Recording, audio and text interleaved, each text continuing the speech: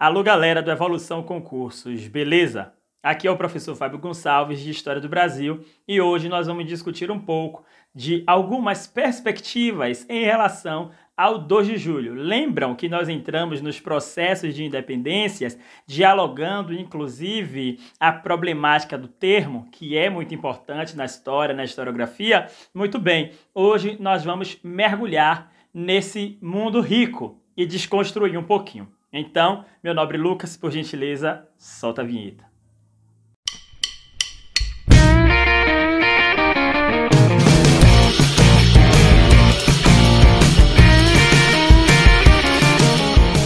Bom, galera, então nós vamos seguindo aqui, né, nas nossas apresentações, sabendo que na semana passada nós falamos sobre os processos de independência e eu trouxe essa primeira pergunta, essa problemática: independência no Brasil, independência do Brasil ou independências no Brasil? Porque nós tivemos diversas lutas, como na aula passada comentei algumas para os senhores e para as senhoras. Hoje nós vamos desconstruir um pouco, já que nós estamos nessa nossa Bahia, trazendo esse posicionamento crítico e essas desconstruções, nós vamos analisar, grosso modo, o 2 de julho. E aqui eu já externo a minha gratidão ao querido professor de Língua Portuguesa e Literatura, Paulo Costa, ao nosso professor do Departamento de História da Universidade Federal da Bahia, Milton Moura, e ao nosso querido doutor em História, especialista no 2 de julho, Marcelo Siquara, um dos maiores especialistas que nós temos aqui quando nós falamos em 2 de julho, um grande pesquisador. Bom, então nós vamos desconstruir um pouco algumas das visões em relação ao 2 de julho, trazendo algumas curiosidades, alguns despertamentos que nos servem para um maior, grosso modo, tá, gente?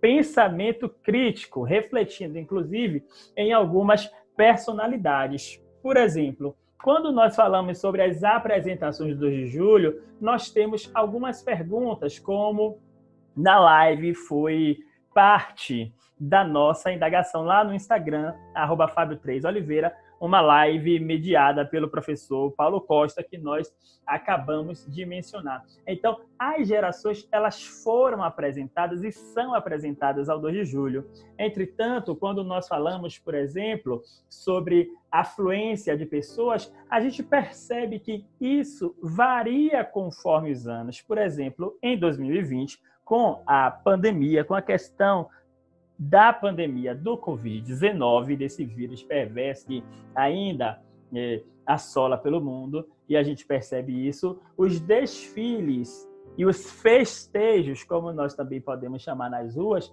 eles não ocorreram. Entretanto, muitas pessoas, mesmo que de modo virtual, ainda espalharam os seus manifestos, as suas comemorações e as suas tradições, mesmo que em algum momento eu esteja dialogando com o conceito de tradições inventadas de Hobsbawm, nós percebemos que as lutas, elas foram e são importantes, principalmente quando nós observamos os movimentos no que diz respeito a gênero e raça, em gênero, tá? Em sua completude, não direcionada a um específico. Então, a gente percebe que em anos pares, por exemplo, como comenta o próprio Milton Moura, que coincide com anos de campanha eleitorais, a gente percebe que o número de políticos e o número de militantes são muito maiores. Nos anos ímpares, de acordo com o próprio Milton, o caboclo e a cabocla se tornam o centro de fato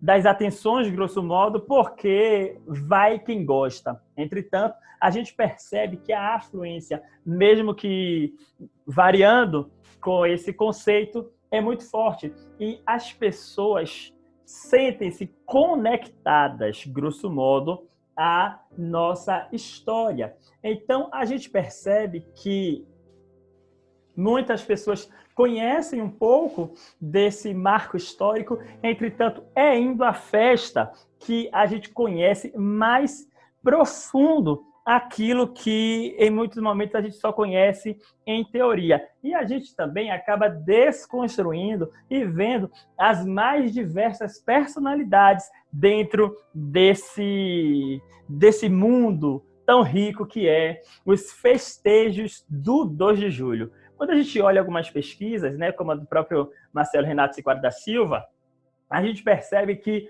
há mudanças do ponto de vista social, inclusive há alguns anos antes do 1823, já que a gente vai ter essa culminância, né, no 2 de julho de 1823. É importante que nós, não apenas da Bahia, né, não apenas pesquisadores, mas conheçamos estas movimentações e essas lutas. Inclusive, a gente menciona daqui a pouco as lutas em Itaparica, as lutas na cidade de Cachoeira, lá no Recôncavo da Bahia, né, em locais que não apenas aqui, o Salvador, não apenas lá naquele evento do Corneteiro Lopes, né, nós temos uma série de movimentações e uma série de lutas que culminam ou que fazem parte desse processo. Então, a gente vê que a nacionalidade brasileira, um aspecto muito importante aqui, ela é montada a partir de uma visão daquilo que a gente chama de região centro-sul. Então, muitas vezes, a gente percebe uma tentativa de apagamento, e nós precisamos estar atentos e atentas a essas tentativas, que são também, grosso modo, projetos políticos em muitos momentos. Então, a gente vai perceber que todos esses processos, eles são importantes na luta da independência e na manutenção disso que nós temos hoje como Brasil. O professor David Wilson Nascimento Bastos Cerqueira, na semana passada, o nosso mito da história geral, ele comentou essa problemática, acredito que podemos colocar dessa forma, do seguinte ponto de vista: aquilo que era a América Espanhola se fragmenta em diversos países. Aquilo que era a América Portuguesa se concentra em um só. Então, nós vamos perceber que essas atitudes e esses processos de independência na Bahia vão culminar para essa construção do que hoje nós temos como Brasil. Mesmo que diversos pesquisadores na região Centro-Sul, e aqui eu chamo um alerta para as autoridades intelectuais, né, da nossa Bahia, mesmo que diversas pessoas da região Centro-Sul tentem negar. Inclusive, nós temos comemorações que construíram os seus heróis, como Maria Quitéria, Joana Angélica, Maria Filipa, que foram importantes nesses processos e que são importantes. De verdade, hoje muitas pessoas não conhecem as suas movimentações, entretanto, são relevantes e representam a bravura do povo da Bahia. Viva a nossa Bahia! Lucas não gosta, mas bora Bahia, né? Em todas as conjunturas e em todos os aspectos, porque nós conhecemos a importância e a bravura desses povos. Quando a gente volta, por exemplo, na Bahia, no Brasil colonial, a gente vê, como a própria Patrícia Valim fala, que Bahia colonial, que você falar de Brasil colonial é você falar de Bahia colonial. Nós não podemos, por exemplo, seguir falando em um ufanismo baiano. Muita gente acha, né? Será que falar de 2 de julho, de bloqueio naval, do general Labati e do almirante Cochrane, Larissa de Química, me permita aqui falar em inglês, viu?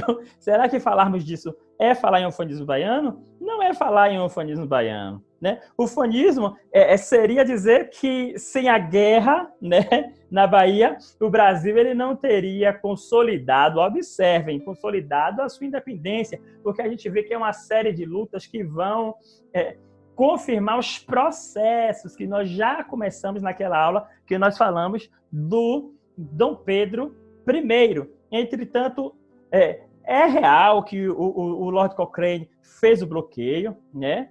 Nós sabemos que quando ele fez esse bloqueio, os portugueses já estavam enfraquecidos. Nós sabemos que o general Labati ele já estava aqui, certo? E que as lutas elas foram importantes. Não é questão de militância, é questão de fato, né? É questão histórica. Nós não podemos mencionar, por exemplo, essa desconstrução e esse alerta ao 2 de julho sem mencionar o caboclo e a cabocla. O professor Milton, ele inclusive comenta que o candomblé do caboclo ele aparece muito antes do que muita gente imagina. Entretanto, muitas pessoas não conhecem esse processo histórico. Então, em 1824, já havia a figura e representação do caboclo Entretanto, a figura da cabocla, ela vem um pouco mais adiante. O 2 de julho, ele vem trazendo essa construção. Há, inclusive, algumas questões que envolvem as discussões de raça. Por exemplo, nós temos uma figura, a iconografia, né, como as pessoas chamam, da pessoa indígena, porque o branco estava sendo expulso, o preto nós percebemos que estava sendo escravizado e como há muitos séculos, perseguidos. Então, vem aquela questão da figura do indígena, do nativo, do dono da terra, para ser a representação desses processos. Então, a gente vai perceber que o 2 de julho ele é forte e vai se modificar com o tempo. Por exemplo, a festa da volta da cabocla, no dia 5 de julho, é como se fosse um pequeno carnaval, né? E as pessoas acompanham com entusiasmo, as pessoas acompanham com euforia, inclusive as senhorinhas de idade que guardam as suas energias e descem, né, naquela mesma velocidade. Então, nós podemos perceber aqui como a desconstrução e a valorização histórica ela é importante. E observem, hein? As provas estão atentas, inclusive, às lutas e aos movimentos sociais.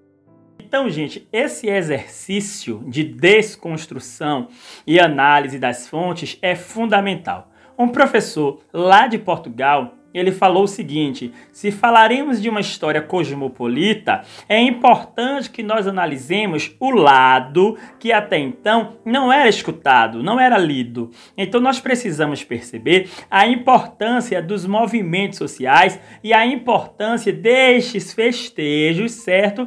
E dessas datas históricas, seja em Salvador, em Cachoeira, seja no Pará, seja em qualquer lugar que for, nós precisamos analisar o protagonismo dos povos. Senhoras e senhores, foi um prazer muito grande. Beijo nos corações. Até o nosso próximo encontro. Saúde e paz.